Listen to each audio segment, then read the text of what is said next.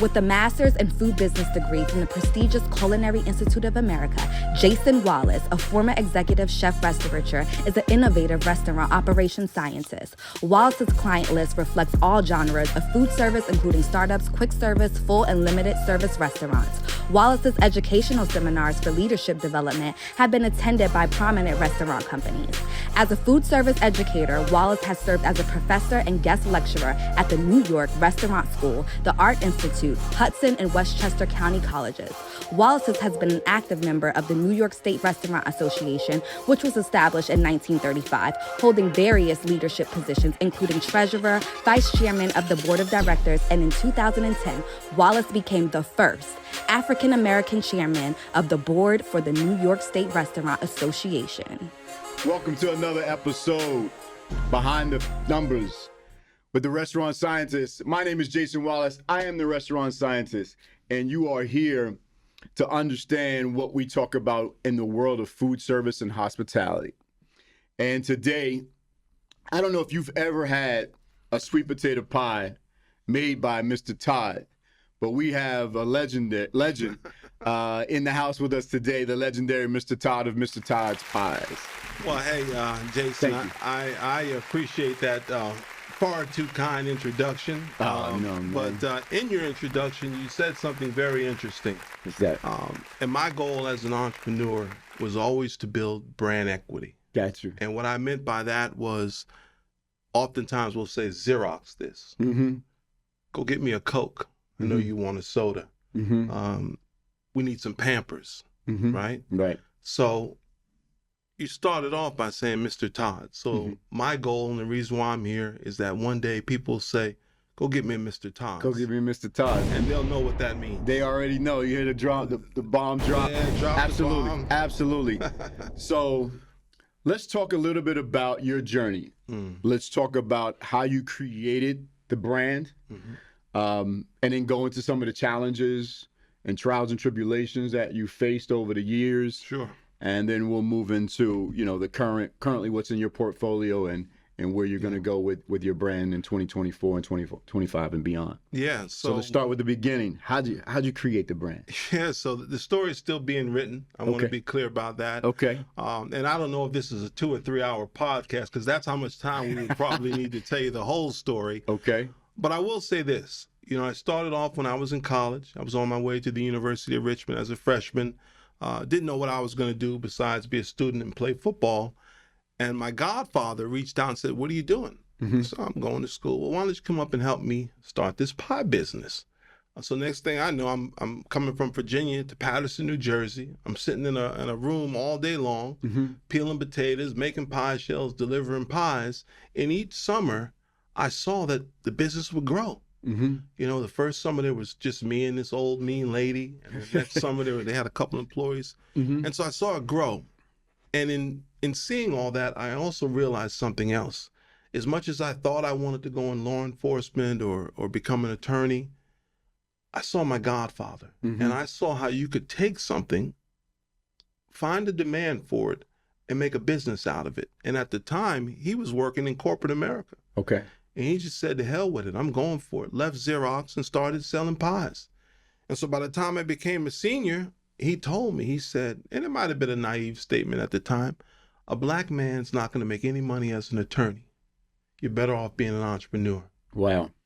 So, my parents disowned me for a few years after graduating from Richmond and telling them I wanted to sell pies. Right. But I had just gotten the entrepreneurial bug in my system. Yeah. And so, fast forward, next thing I know, a guy calls me in Newark. I don't know if you remember the legendary Herb Clay. Okay. Owned a few McDonald's in Newark. Okay. He called me in one day to find out about the pie. And I said, well, it's my godfather's company. One thing led to another. And we're selling pies in McDonald's all over Newark. Wow. And so McDonald's as a corporation comes in and they say, hey, what's this? And by that time, Herb had the numbers to show him it was outselling the apple pie. Right. And so, man, we went from selling in a few McDonald's to going into the system. Got you. Where they were picked up by the distributor. And then the volume was just amazing. I mean, downtown Paterson, seeing the truck come with the Big Mac on the side, Yeah. But he'd sit there all day long and get a quarter of the load. So McDonald's came back and said, hey, look, two things. Clean up your place and get us the product on time. And those two things didn't happen.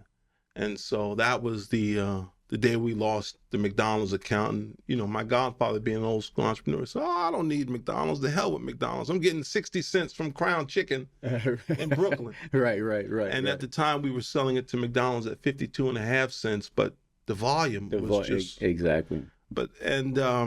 So that was my, if you will, aha moment.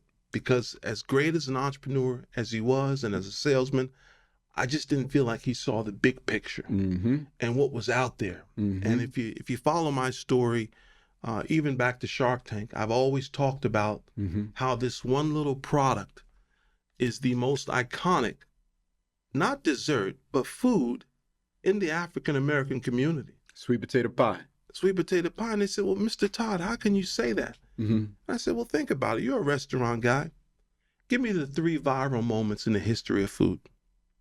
I don't know. I'm gonna lean to you on it. You tell me. You're a local guy. Number 1, the Cronut. Okay. Dominique Ansel. You remember how that went, right? Absolutely. The Popeyes chicken sandwich. Yeah. Bananas. Yeah. You know, people fights breaking. Yeah, exactly. You got Leroy and Loretta fighting over the got real ratchet over that sandwich. Real exactly. Ratchet. And so what was the third one? The Patty pie. Patty LaBelle. The Patty LaBelle sweet potato pie. Yeah. It was selling at such a high velocity. It put a strain on the yam supply in the U.S. Wow. Now you could say it was the video.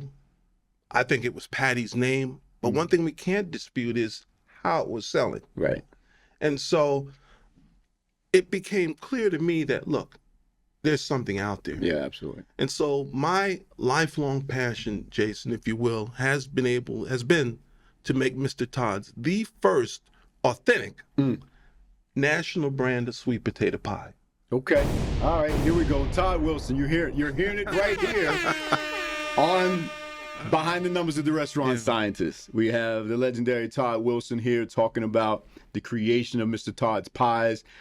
Let's dive a little bit into that Shark Tank situation. What was that like? And what was the outcome? So people always ask me, were you nervous about pitching your product on Shark Tank? And I said, look, any entrepreneur worth his salt is not afraid to get up and talk about their business. In fact, he should be excited. I was excited to come here today. Okay. I was excited to come here and talk about the business. Thank you. I had never been to California. Okay. I was afraid to fly to California. I had never done it before. Yeah. In fact, it was a pretty good flight, but by the time we got to Colorado, the guy said, I'm going to have you look out your window. We're going to hit a little chop. No, yeah, a little turbulence. And from the time he said that till we got to LAX, I thought we were going to die. That's how bad the flight was. So at the end of the week, Barbara and Damon said, where you going, Mr. Tod? The airport's that way. I said, I ain't getting back on that end, I'm taking the train home. So you caught the train back from LA to Newark. Wow. But anyway, so you should never be nervous about an opportunity to pitch your business. Okay. You know, I was successful with it. Barbara and Damon offered me 50% of my business. And eventually I turned it down. Okay. And I think it was for $460,000. Right. What you didn't see behind the scenes was that in 2009, I was part of the pilot. So nobody knew it was even going to be a show, right? Wow. They only flew 30 of us out to California. Of those 30, maybe 12 of us made it to TV, and I was the story that they thought should open the program. But in 2009, Jason, I asked for $1.2 million. 1.2, because my concept at the time was I was in retail. Right. It was Mr. Todd's Pie Factory. Right. So I wanted to create a central baking facility, the spoken wheel, if you will, with retail, e-commerce, direct-to-consumer, what have you. So that's what I needed. Got you. They said, Mr. Tod, we love your backstory. Your product is amazing, but it's too much money for TV. So I was doing well over $1 million at that time. So I thought about it and I said, you know, if I take this deal, number one, it's not a true valuation of where my business is. Right. And I just couldn't see myself giving up 50% for that little bit of money. Gotcha. Because when you're operating in the CPG space, consumer product goods, $500,000 is just enough to get you in trouble. You know that. But look, to this day, no one else can say they were the first contestant, first successful contestant. So in terms of continuing to build a brand and brand equity, there's not a day that goes by that someone doesn't ask me about it. Got you. Yeah. So let's pivot to the product itself, where you are now. I know that pies come in different sizes. Sure. Where are you in your production? And you're no longer in retail, from what I understand, correct? Yeah, no, we left the retail space in 2018. So now you're wholesaling. Yeah. Let's talk about some of the trials and tribulations that you experienced to make that pivot. Sure. And that move. What took you there? Was the market changing? Was the demand changing? Did you see that the market wasn't the size of the market, right? The target area market, the TAM wasn't large enough. So talk to me about the CEO decisions that you had to make to get your product to where it is today, and why this size, and is this the only size that you manufacture? Yeah, so those are great questions. It was somewhat of a personal decision, or personal issues that led me to leave the retail space and just pursue wholesale only. But what I realized, and what I still believe to this day, that if in fact I'm going to create that true brand equity, that I wasn't going to do it just by having one retail shop. I needed to expand the branches, if you will, direct to consumer, via e-commerce. We sell through Mr. Tod's, we sell on Walmart.com, Amazon.com. We need to put it in the supermarkets where our people and other people go and shop. That was how I was going to truly build a brand. Gotcha. With an end game of creating an exit. Okay. Yep. Because ultimately, unless you have kids or family to pass it through, your goal might be to create an exit. And as an entrepreneur, I don't regret anything. But if there's probably one thing I could have done differently, maybe I would have had a family. But at this point, I don't have kids. Right. I always say I have employees, so it might be the same thing. Right. So ultimately, we're working to create an exit. And so I just felt like at the time that in order to do that, we needed to get mass distribution.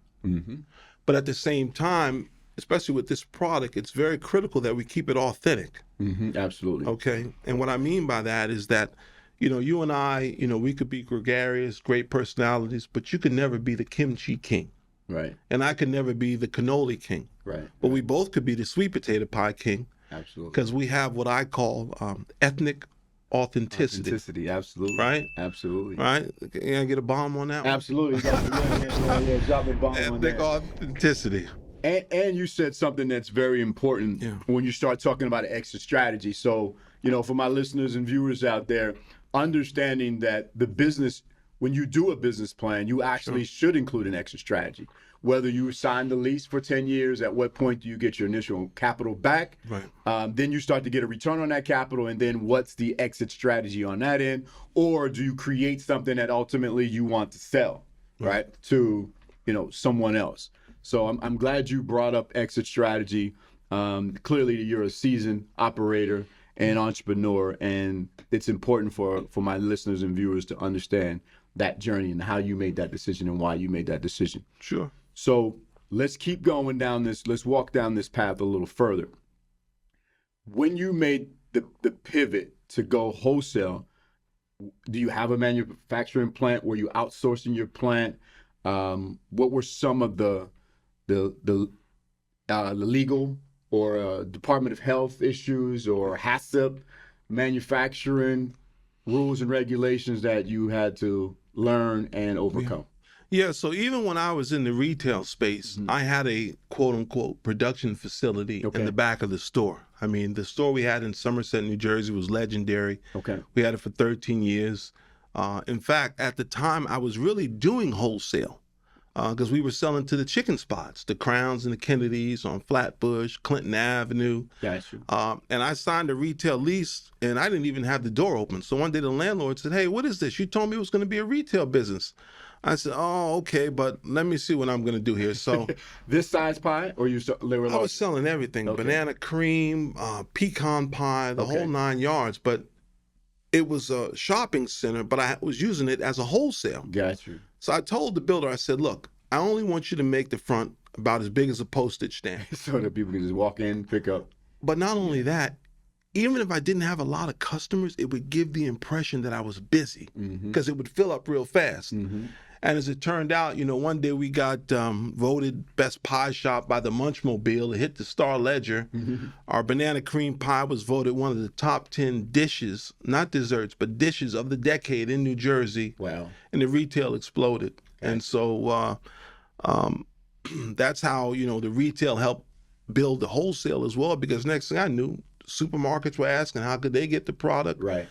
And then when I decided just to go full time, as you know, retail and commercial health requirements a lot different. Absolutely. In fact, I think the state may only come around maybe once every 2 years or something like that. Right. Not like the retail does. But for me, it wasn't a big transition. Okay. Because I always say, I don't need the health department to tell me how to run the operation. Absolutely. We have standards that are non-negotiable in terms of our recipes, how we operate. Yeah.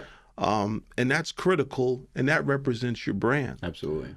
So it was an easy conversion. The biggest thing that I think people face, and I think we as a people, is how do you scale? Because you can't go from just a little bit of this, a little bit of that.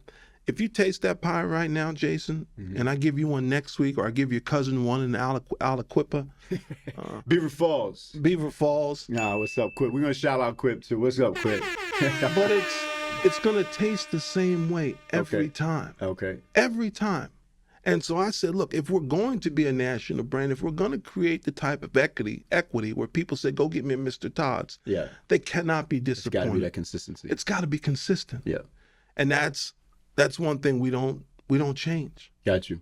So for those entrepreneurs out there that may be looking at developing their own line, right? Yes. So, you heard it directly from Mr. Todd himself in terms of being able to take that recipe where you're making those cookies or those pies or those cakes or whatever it is in small quantities and scale it so that you can mass produce.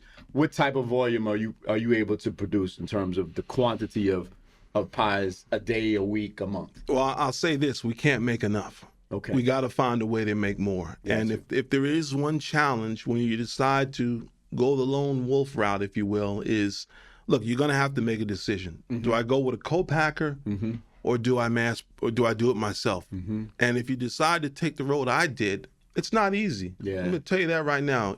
You need a lot of capital. And traditionally, we as entrepreneurs, that hasn't been one of the things that we've been blessed with. But I've always felt that, look, there are other people that sell sweet potato pie in the supermarket space, but they're not legitimate. They're not authentic. Even Patty, that same iconic product is selling for 84 cents right now. Just imagine that. The number one food item in our community is being sold for 84 cents. So I say it with pride, it's $3.99. Right. And by the time this podcast is done, it might go up. Absolutely. Where can they run out and get the pies? Let's put that out there right now. Yeah, so you can certainly go to ShopRites in New Jersey. ShopRites in New Jersey, okay. And of course, always direct to consumer, Amazon, Walmart.com, MrTodds.com. MrTodds.com. Leave off one D for desserts. Okay. Mr. Todd. T-O-D. There you go. My middle name is Todd, actually, by the way. I didn't know that. Yeah. One or two? 2 Ds. Okay, very nice. So that's why we double dangerous. That's why we can bond. Yeah. But one of the partnerships we're really excited about now is Wegmans. Okay. We just rolled into Wegmans. As you know, Wegmans is a little absolutely that's premium. That's that's premium.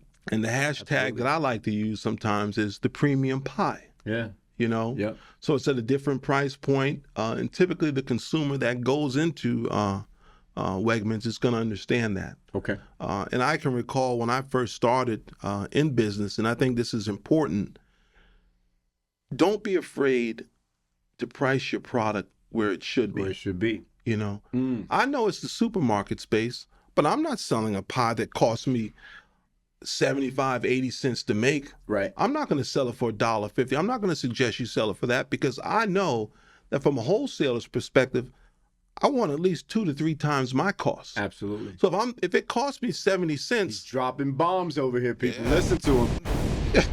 Talk to look at Yeah. you can look at that No, screen but- right there. It's but look, go back. Say that again. Yeah. So if it's costing him 80 cents, then he's I making need to sell it for at least $2.40 wholesale absolutely at a minimum. yeah. At a minimum, Yeah. because There's not enough pennies in that dollar to go around. Oh man, we've got distribution costs, we've got utilities, we've got payroll. Yeah. Cost. Shelving, stocking. Do they hit you over there? well, I understand grocery stores kind of hit you with some shelving and stocking fees. Is that true? Great question. So we're DSD vendors, What's that? direct store delivery. Direct store delivery. So there are 2 options. If you go into the supermarket space, you can go via the warehouse, Okay. where they do all the distribution for you. Requires a lot of upfront capital and production. Okay. Or you can be DSD, where you directly deliver to the store yourself. Y'all getting so much knowledge and education here. All right, so you made that decision. Why? Because you can control it and your margins are better Yes. and the quality and all of that. Yes. So you're manufacturing on your own facility. You are not using a co-packer. No, we do not. And use then not co-packer. only that, you are actually just delivering and distributing your own product. We put them in the Mr. Todd's truck with this big old ugly face on the side. and Okay. It rides around town and drops off pies to Wegmans. I love it. We go down to Maryland and Wilmington, I love all over the tri-state. And we do that because we want control over the product. And in terms of, look, this has a shelf life. Yes. Okay, you just can't throw it in there and let it sit for 90 days. I see. You don't even have, there's not even 10 ingredients in this pie. Right. It's clean. It's authentic. It's all This is- natural. Yeah, I can see a little bit. My eyes is getting a little old, but I can clearly see that there are not a lot of products in this pie. So Yeah. that means it does have a shelf life, and I like that because Sure. it is clean. And today, more so than ever, consumers are very conscious about price and quality and those things. Yeah. And, again, one of the commitments we make to you from Mr. Todd's is that pie is always going to taste the same. Right. The quality ingredients we use, whether it's Plugra butter, McCormick spices, pure vanilla extract, those are non-negotiable. Regardless of where inflation goes, regardless of where pricing goes, we're always going to give you the best. However, we're going to charge you for that. Absolutely. We're going to charge you for pay a that. premium for it. And we can't be afraid as entrepreneurs to stand behind our product and say, look, this is what it costs. This is what it is. Yeah. No, absolutely. I love it. And I wholeheartedly agree with you in terms of understanding the control process. So, like I said, we do have a lot of entrepreneurs out there in this space, which is why I was excited. I want to thank you for taking the time. We're not done, but I just want to thank you for making this a priority. Sure. Because the educational part of why I created this platform is to help entrepreneurs understand whatever their journey is, how to achieve it and which roads to take and the pitfalls that they can potentially experience, but not to be discouraged by it. I remember a long time ago, I was graduating from college. I gave the commencement address. And the president said, Mr. Todd, well, he called me Todd at that time, if you keep going the way you're going, you're going to be on the cover of Black Enterprise one day. And I looked at him, I said, Dr. Morrill, I'm going to be on the cover of Fortune. Right. Okay? Absolutely. Because why should I limit myself? Yeah. And one of the things that drives me, Jason, is why is it when I go into supermarkets, everybody that I see working looks like you? All the shoppers, they look like me. But if I said, Jason, I'll give you a Pittsburgh Steelers helmet if you can go in there, because I know that's something you want. Absolutely. I'll give you that and $1,000 if you can find me 5 products from Black-owned companies. Guess what? You ain't gonna get the money. You already know. But why? Yes. Why is that? Exactly. Okay? Why is that? Why isn't there a Cheesecake Factory? Why isn't all these brands that we help create as a people, why don't we have any national brands? No, absolutely. I can't understand it. I can't accept it. And from sleeping in my car, sleeping on the turnpike, losing everything. Mm-hmm. Today, I'm just as excited as I was the first day I started. Nice. So I'm either crazy or I'm either on to something. Yeah. But what I think happens, Jason, and I didn't bring it with me, but I think it's because of the cell phone and our access to information. Yeah. We think everything happens overnight. But you used the word a few minutes ago. It's a journey. It's a journey. It's a journey, It's man. a marathon. With a It's not capital sprint. J. Absolutely. And I think, as I always tell people, when I speak at schools and, audiences, I said, look, if there was ever anyone that should have jumped off a bridge or walked in front of a train. Yeah. Yeah. You're getting choked up, man. Come on, brothers. You're looking at them. Preach. Yeah, you've seen it. You experienced it all. But even at my lowest point, Yeah. I never felt like I couldn't make it happen. Mm-hmm. And if there's anything that I could impart upon any entrepreneur today, Mm-hmm. is you got to believe in yourself. Mm-hmm. You got to believe in what you're selling. Mm-hmm. And hopefully there's somebody above you that you believe in as well. Absolutely. And if you do those things, it's got to happen. Man. Right? So inspirational. So true. And so real, because we, like you say, as a people, Yeah. you're talking about generations of struggle and We're the greatest consumer on earth. yeah. Per capita, no one spends more money than we do. Yeah. No one. Yeah. So where are the brands? Right. Where are the brands? We're going to create them. We're going to continue to create them together. Yeah. That's, it's my journey. That's my motivation, right? Sure. Restaurant Scientists, Hospitality Concepts is my company. We're doing a location in Newark with Sure. one concept. When I tell you I have 4 or 5 other concepts that I could roll out back to back, different lanes, different Sure. types of cuisines, different Sure. price points, so that we can establish those brands. And people, actually my next show is about marketing, and there is truly a difference, people, Sure. between branding and marketing, Absolutely. right? And we're Absolutely. going to talk about that. I'm going to save that for the next episode, but we're going to take a deep dive into really understanding what it is to be branded and to create a brand versus the marketing of that brand. Because the value lies in the brand. Absolutely. That's what the Right. value is. That's what's sellable. That's an Sure. asset that you could get a return on investment. You can sell it. Again, like I said, you can sell it. It has brand equity. Sure. It has integrity. It has all of those things that make that exit strategy that Sure. we talked about Yep. come to fruition. Sure. Right? 'Cause People that's- buy brands. People buy brands. They don't buy products. They Sure. buy brands. As you were saying earlier before the show, we had talking a little bit. We don't. We call it a Kleenex, but that's the name of the brand. Right? There you go. It's the tissue. Perfect example. Right. Perfect example. Right. We call it a Band-Aid, Sure. but it's an adhesive strip, right? I mean, think about it. How long Band-Aid is the brand. How long has coffee been around? Yeah. Longer than us, right? Absolutely. Longer than our grandparents. Absolutely. Howard Schultz, being the great marketeer, Yeah. because you've got to be a good marketeer if you're going to build a brand. Absolutely. Right?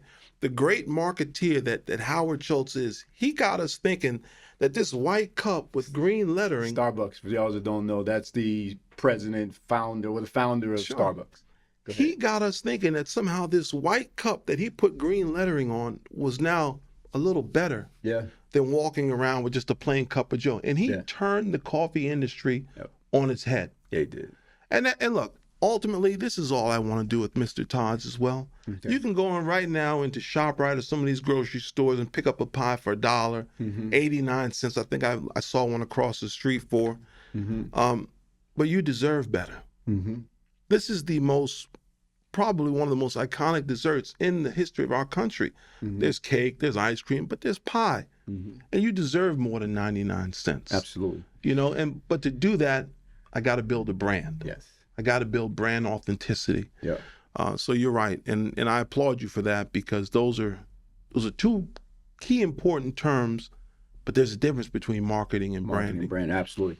And why I created this platform and the whole idea for having you on. So for those of you that are out there, you may already be purchasing this product and didn't know. Thank you. And did not know that Yeah. My man Tod Wilson is the owner behind this product. And for those of you that are not purchasing this product, I need you to go out there and actually purchase the product and continue to purchase it and tell your friends and family about Mr. Tod's Pies, because you are looking at the creator of Mr. Tod's Pies. I really appreciate that. Listen, we got about 4 minutes left. Sure. Anything that you want to put out there about what's next for Mr. Tod's Pies?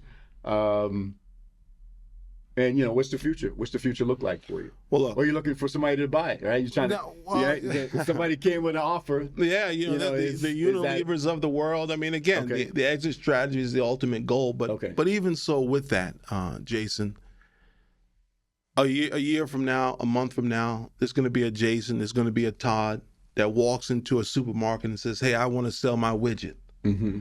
And the first thing they might do is look at him like, because he doesn't look like all the other vendors. Mm-hmm.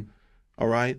So I'm not so much doing this for me and the exit as I am for the next Tod or the next Jason, who walks in the shop, right, and says, "Hey, I want to sell my product." Right. Oh, okay, well, we remember Mr. Tod. He did very well. So many people have opened doors for me. Yeah. So it's incumbent that I open doors for other people. Yeah. And I think if we're really going to start to build some type of growth and bandwidth, we've got to do more of that. Absolutely. Because I wouldn't be here today if it weren't for the friends and family that helped me along my journey. Yeah. And we need to do more of that. So, whatever I can do to help the next person to avoid some of the pitfalls that I've faced, I hope that being here today will add to that. Absolutely. And I just think it's incumbent upon us as entrepreneurs, as highly educated, and you've got so many titles and degrees. I'm even in awe to be sitting next to you. But I think you got to share that with people. Yeah, I love what you're doing, and we need it. Thank you very much. Thank you. I'm humbled. So how do people get in touch with you? Let's leave them with contact information, websites, telephones, Instagram, Facebook, any of that kind of stuff. Yeah, so, one of my quick stories was originally I was going to be a clearinghouse for desserts. All right, I wanted to be like where you could go get, anything that was dessert related. All right, this was back in the 90s, late 90s, when the internet era started. Okay. So I bought two things. I bought a domain called whybake.com. Okay. WHYBAKE, whybake.com. And I also got the toll-free number, and I just missed the 800. So I have 888-WHY-BAKE. Okay. So you can always contact me at 888-949-2253, and that's 888-WHY-BAKE. Okay. Now, eventually, that's clever. we transitioned to, obviously, the Mr. Tod's brand, so you can always go to MrTods.com, MRTODS.com. So that's how they can reach me. Okay. And if it's something individual, personal, how can I help you from a business standpoint? My email is Tod with 1D at MrTods.com. Tod at MrTods.com. Sure. Wow. Tod Wilson, let's give a round of applause. The knowledge that you dropped on us, the information, the passion. Just all great stuff. I've been a fan of yours for many years. We met a few years ago, and then we drift apart, and then sure, and then the universe brings us back together. We're grinding out here. Grinding, and we're going to continue to do some things for the rest of this year and going into next year. I got some ideas, and we're going to collaborate on something. Excellent. I want to thank you. No, thank you. Appreciate you, brother. Yeah, definitely. Listen. I want to thank my audience for coming out, as always, tuning in, listening, watching. This has been a great episode. And I want to thank my sponsors, Cornerstone Business Labs, Cornerstone Production, and Cornerstone Media. And as always, in parting, my name is Jason Wallace. I am the restaurant scientist. Until we meet again, power to the people.